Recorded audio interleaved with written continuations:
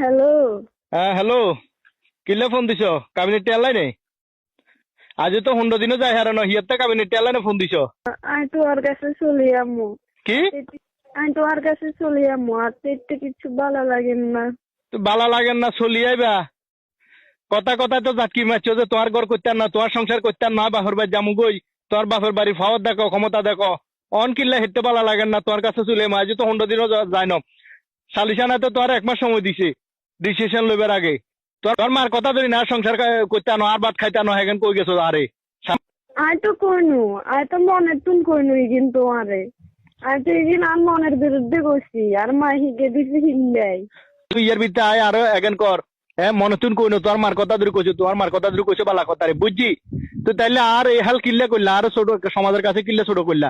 এঙ্গা আমি এটা থাকতাম নয়, তোমার কাছে চলে যাবো। আই আর বাপ মার গো আসল উদ্দেশ্য বুঝছি।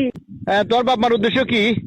তোমার তো কাবিনেটে এগুলো আনি, ওই আমরা করেছি না দিয়ে হারিয়েটা খোলা কেন আর একজনের। তোমার কাবিনেটে এগুলো আনি কিনবো বলে। তুমি ফোন রাখি দাও, আর ফোন টোন দিও না আর। মনে নাই তোমার সারা থাকতাম হাঁটতাম না।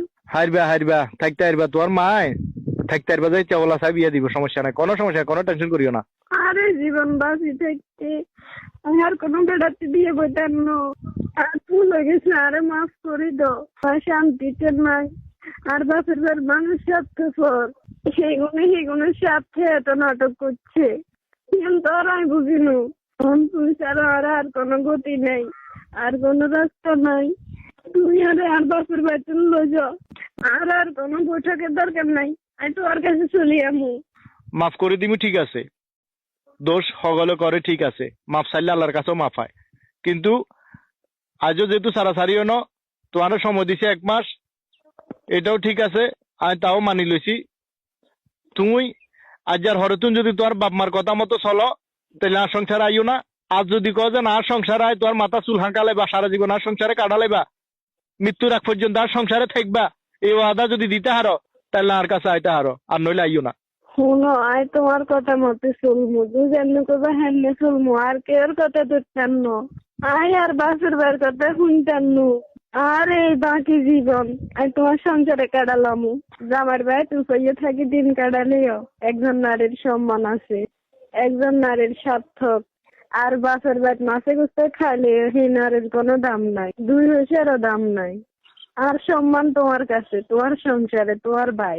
আচ্ছা ঠিক আছে, তাইলে ভুল স্বীকার করছো, কোনো সমস্যা নাই। সংসার ভাঙ্গ না মসজিদ ভাঙ্গ সমান কথা, ওই বিবেচনায় আমি তোমার সমস্ত দোষ সমস্ত ভুল আমি ক্ষমা করে দিছি, মাফ করে দিছি। ঠিক আছে, ওই আর বাপ মারা হারামো, আর বাপ মারলো একটু সুন্দর মতো চলিয়ে এবার। ঠিক আছে নে? ঠিক আছে।